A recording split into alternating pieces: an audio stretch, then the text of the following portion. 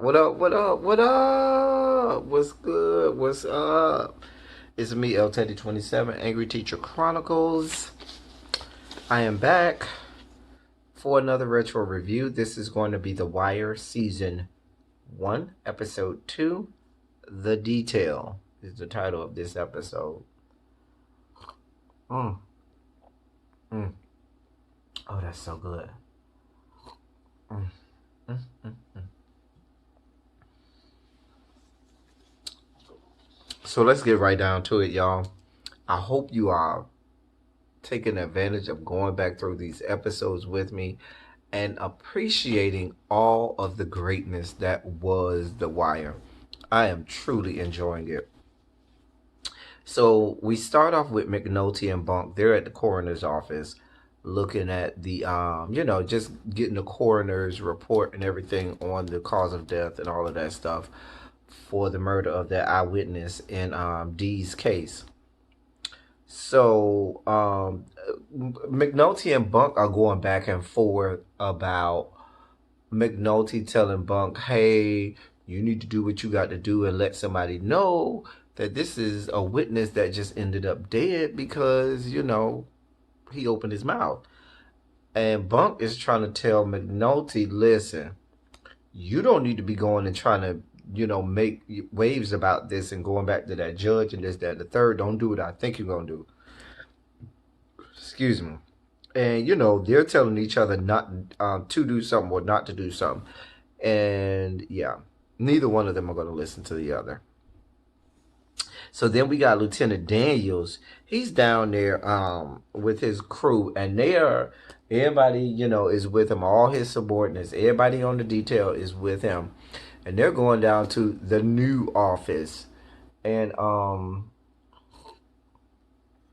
this new office is going to become the centerpiece of this show from now, basically until the show is over. This spot is going to be where everything goes down. Everything goes down in this quote unquote basement new office.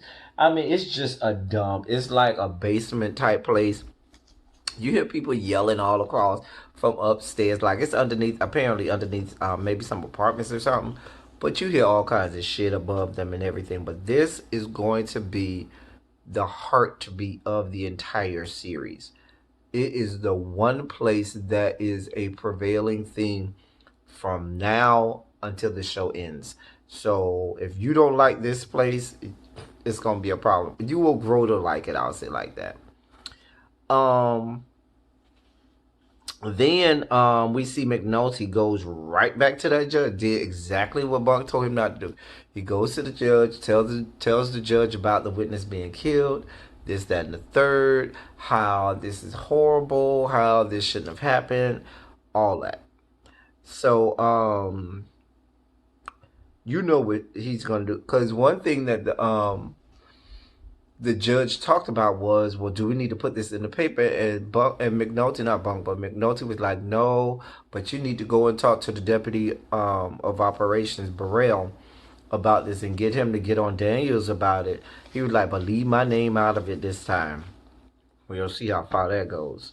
Back at the details office, Daniels talks about getting more help from his detail, but all of the help that he gets are flunkies. And we meet this one guy, this real fuck up, named Prez Belusky. Prez. We'll see. Prez, listen. Prez ain't shit. He's just a fuck up. He's a fuck up's fuck up. Prez, listen. Prez, you see Prez all the way throughout. However, Prez makes a very prominent presence in my favorite season of this show, which is season 4, but we're not there yet. We're still on season 1, where he's still just a fuck up.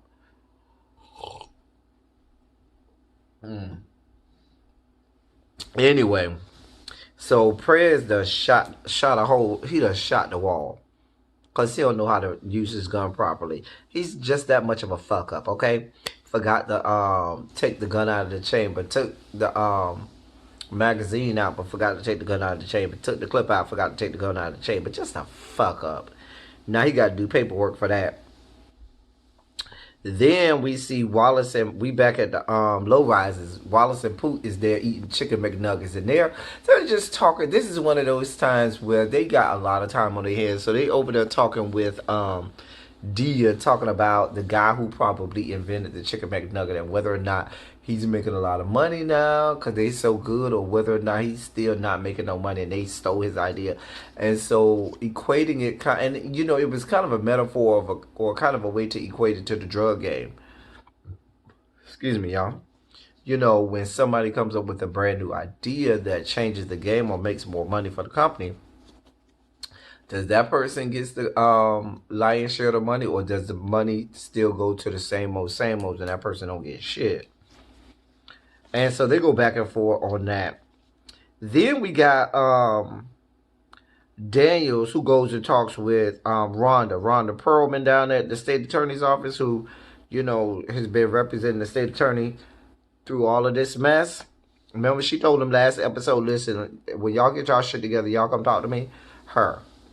Now, y'all see how chummy Rhonda and Daniels is. Daniel, who's a married man.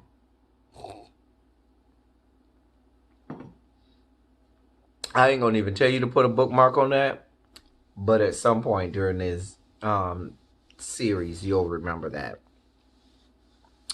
Anyway, so they talk about the fact that he got sent a bunch of fuck ups, and he's trying to get her to help him by going through her office and having them, you know, move some people around by them making requests to Deputy Burrell. She was like, I ain't nothing I could do for you. Cause she was like, why you can't do it? He was like, I can't because all of the, you know, bureaucracy and the BS and the politics of everything. He knows the politics like we know. He's a company man, and company men try to follow along with the politics of the company, and they don't want to make no waves, and they don't want to make situations worse for themselves. So it is what it is. You got the fuck ups, you got to keep them. Kima Carver and Herc go to the roof for the first time. Now, the roof is this place that you are going to see over and over and over, season after season after season. Now, the roof is right above where a lot of the drug deals, well, not drug deals, but a lot of the high-level people that are in the drug game, they go to this block that's adjacent to where the building where the roof is.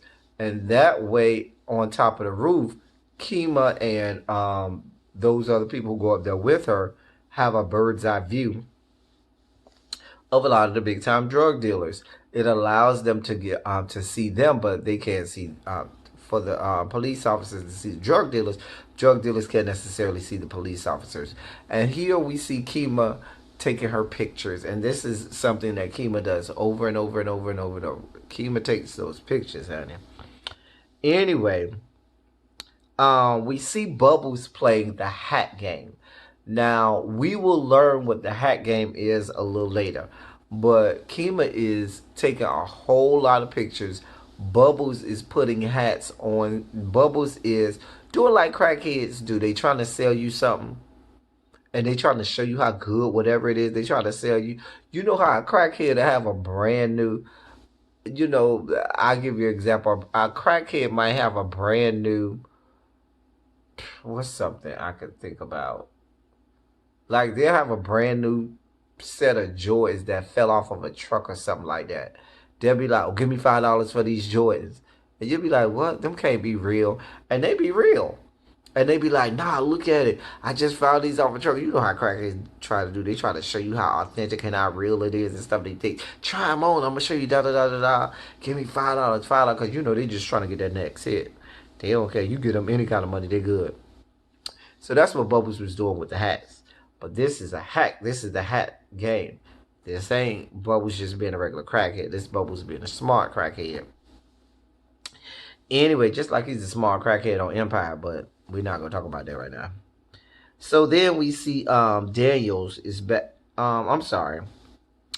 While Bubbles is talking to them, Weebay is down there. Somebody comes to tell Weebay something, and they hightail it out of there. And Kima says something is wrong, something is up. So she tells Carver to keep taking pictures while she goes and investigates. Bunk and McNulty end up going down to the low rises. That is what made somebody go alert. Weebay and stuff like that. Bunk and McNulty done went down there to go talk to D. Bodie hightails it out of there. Bodie say, I ain't talking to y'all, and I'm out this piece.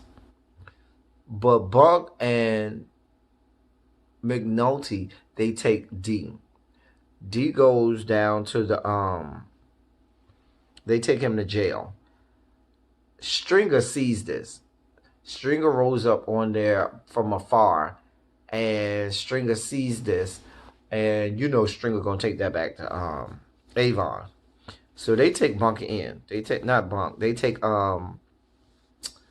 D in. Now, believe it or not, even to this day when I watch this scene, I feel like that helped D. Because had they not taken D in handcuffs to the police station, Stringer and Weebay them would have thought that D was just sitting up there giving up information and just talking to the police nilly-willy and giving them all kinds of information on them. But by Bunk and McNulty handcuffing D and taking him down to the police station, that saved him from the optics of him sitting down in that in the low rises courtyard with two police officers just talking all that time, in my estimation. Back at Daniels goes to this other department and talks to one of his friends about getting better another person because the people he gave him is fuck ups. And you know that goes I think it helped a little bit, but I don't think it's gonna end up helping in the long run. It was him attempting to try to get somebody besides the fuck ups they gave him. Now then he goes over to Burrell's office where the major for homicide and the major for narcotics is in there. And lo and behold, the judge done called Burrell's office. He done told Burrell, listen, I found out one of my witnesses is murdered, and y'all need to get up on that. And then they say, oh, it's McNulty. So everything McNulty told the judge done called Burrell and told Burrell, you better get up on top of this. Just everything we thought. Everything McNulty told him not to do, he did. And we'll see it even goes further a little later. But everybody in there figures out that McNulty don't want to talk to this judge again. Daniel then goes and consults McNulty. Daniel goes off and says, I told you don't do shit on this goddamn case without telling me. Now you don't want to tell this judge, and he don't want to call Burrell, and now we all got a shit storm. Just a fucking shit show. McNulty is a damn mess. Now back at the Daniels lets McNulty and Bunk interrogate D, but he says Kima got to be in there. So they go in and interrogate D, and you know they're giving him the sob story about this man who died, children, this, that, and the third, because they know D is soft, and D is soft as fuck, and they start to see D crack. Baby, they done came up with all of these stories concocted and these lies and stuff like that, talking about he got all these kids. Fucking Bunk done brought the stupid picture in the frame off of his desk and brought it in and set it in front of him and got D in there crying and shit. Now, did he not put together that how y'all got this man's kids picture in a picture frame? Excuse me, make that shit make sense. But he all in his feelings, crying and shit and all that. Child, listen. Child. I mean, that's a picture of Bunk's own kids, but child. Anyway, that's supposedly the witnesses the dead witnesses kid. Just a mess. Just a whole mess. They get him to write some letter apologizing to them for the death of their daddy or whatever. Not Bunk. I keep wanting to call D Bunk. D's lawyer finally comes and gets him out of there. And on the way out, he slaps him in the head. And he starts talking about, what do I got? Why do I keep having to tell you people? It was just real, came off real racist how he said the you people when he was taking them up out of there. McNulty takes the letter over to Daniels. Daniels reads the letter. He was like, I ain't got nothing with this letter. I can't do nothing with this letter. He can't do nothing. We can't convict him. We can't take him down. We can't arrest him. We can't do nothing with what he wrote in the letter. Because all he wrote in the letter was, I'm sorry that your father died. They want him to try to do something with the letter. Daniels is like, nah. I could barely read my notes, y'all. Y'all know how I'm child. See this? It's just a mess. My handwriting is so horrible. Anyway, McNulty is upset. He's real. You could tell he's real upset that Daniels ain't gonna do nothing about it. But Daniels told him point blank up front, listen, I'm not here for it. We going by the book. If we ain't got no real concrete stuff, I'm not about it. D and his girlfriend go to this big dinner community event that Avon is having and stuff like that. It's his girlfriend and his son. And they're gonna end up talking. Now, and let me skip to that part. They end up talking, D and Avon, and D tells Avon, you know, I'm mad that it had to come to that. Why y'all had to kill him? This, that, and the third. Avon tells him, did you see us kill him? Do you know anything about us killing him? If we did, we had a reason, but we ain't tell you, so that way you don't know, and you ain't got no, you don't have to lie to nobody. You don't know nothing. You don't know shit, and there's a reason you don't know shit. So that way you ain't got to be put in that situation that you felt like you needed to tell, because you ain't got nothing to tell. So that was that. Back at the office, Bubbles is telling Kima who all the people he puts hats on. Now here's the hat game. Anybody who's somebody in Barksdale's crew, Bubbles will put a hat on their head. If they're a big time person, they get a red hat. The red hat means, oh, this somebody big deal. If they get a hat, they are one of the drug games. If they don't get shit, they ain't shit. So, and while he's explaining, but he explains this to McNulty because McNulty comes up and he wants to know what's this hat game and these pictures. So he tells Kima the names that he remembers. He says, I remember faces, but I don't remember too many names. And so he's trying to put the names together that he remembers other people in the pictures from the hats and the hat game. Now, which is genius because nobody, even me, this is something that crackheads do, so it's no way anybody would have suspected Bubbles working with the police with the hat game, because he's doing exactly what crackheads do. It makes sense. Genius. So then we see, oh God, here go this part. Herc, Carver, and Prez are sitting there talking. Herc telling Carver and Prez, oh, we need to show that we ain't nothing to be fucked up with, and we need to go to the towers right now and, you know, throw our muscle around and show them that we ain't nothing to be fucked off with. Fuck all of these pictures and hats and all of this. We need to do shit our way. Muscle. Herc don't see it for Kima. Herc don't like Kima at all, because he been in the drugs, been in narcotics longer than Kima, but Kima been a police officer longer than him. He don't see it for Kima at all. So he want to go do it his way. And rather than one of them being a voice of reason, they say, okay, let's do it. And they go out there. Shit goes left. They end up telling these boys to lay on the ground and stuff like that. And since they ain't got nothing on them, they like, we gonna be back. We gonna be back. It was this little 14-year-old boy laying on a car, on a squad car. Prez done got all up in his feelings. I see him move. The boy don't want to move. He laughing at Prez.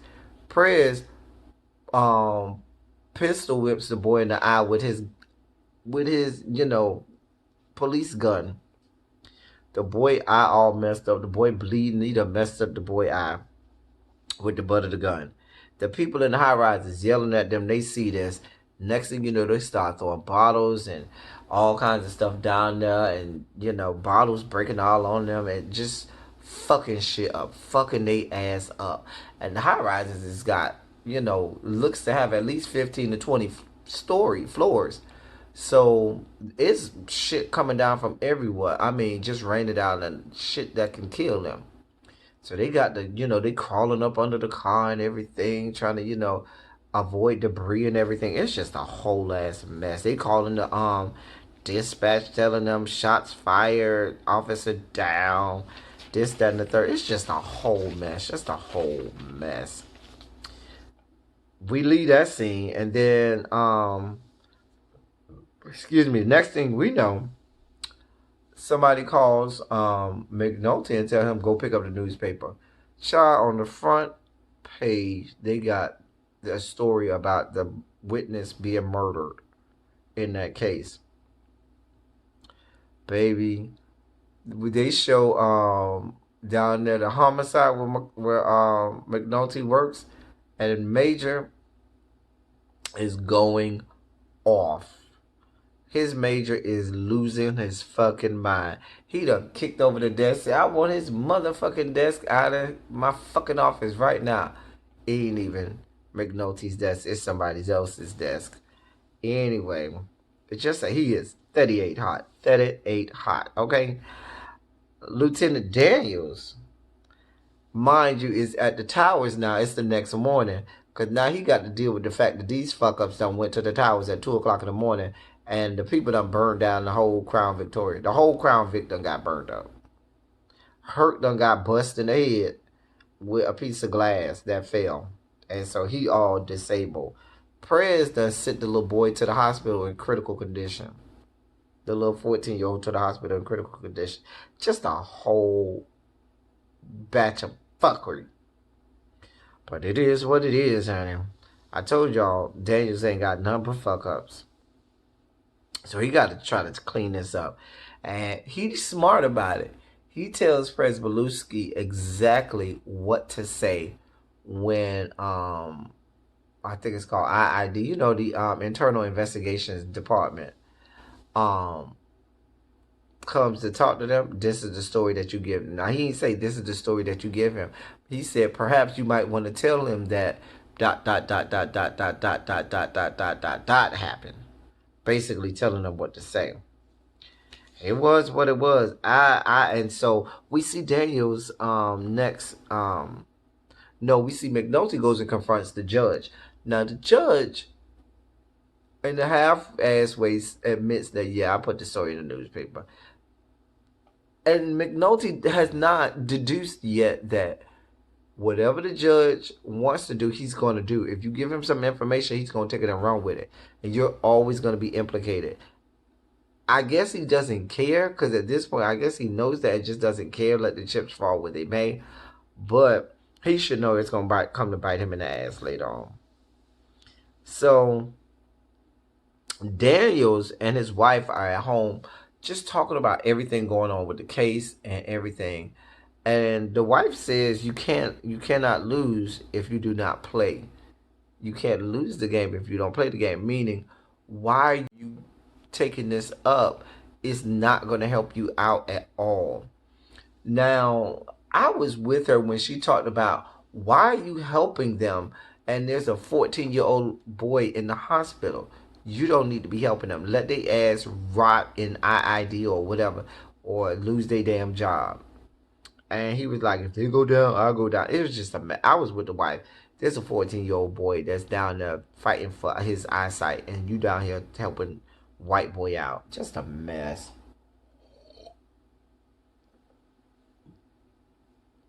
So then, there was a lot of things back and forward because it's the end of the episode. But the last thing we see is Daniels is at home. It's the middle of the night. He gets a call from the officer that's on detail at the hospital where the little boy is. Come to find out the boy done lost his vision in that eye that he got hit in. And that's where it goes off. Now, we still haven't met arguably the most important character on this show. We have not met him yet. And as you can see, this was a setup episode. this was an episode where they were setting up a lot of important things for the next that is to come. I loved it. Y'all tell me what y'all think in the comment section about this episode. I really want to get y'all thoughts about D and how his soft ass cracked when they interrogated him, and then that conversation that he had with Avon, his uncle Avon, because that whole D thing is going to end up going a long way in seasons 1 and 2. All right. That's all I got for y'all. Until the next episode that we'll be doing of The Wire, I'm out of here, y'all. Thank y'all for coming. Y'all drive safely. I'm out.